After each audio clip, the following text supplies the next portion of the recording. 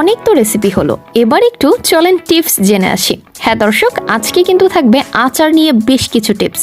সেগুলো হচ্ছে, আমরা যারা আচার প্রেমী আছি, মানে আচার খেতে বেশ পছন্দ করি, তারা কিন্তু বিভিন্ন মৌসুমে বিভিন্ন ধরনের আচার বানিয়ে থাকি।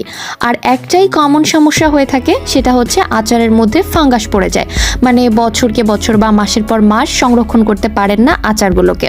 হ্যাঁ দর্শক, সেই আচারে কিভাবে আপনারা ফাঙ্গাস মুক্ত রাখবেন, মানে ফাঙ্গাস বলতে আমি বোঝাচ্ছি আচারের মধ্যে যে মাকড়সার বাসার মতো সাদা সাদা কিছু অংশ হয় যেটা খাওয়া যায় না, ফেলে দিতে হয়, সেই অংশটার কথাই আমি বলছি।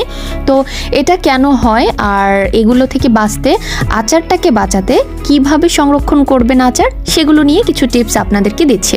তো চলুন আমরা কথা না বাড়িয়ে শুরু করি।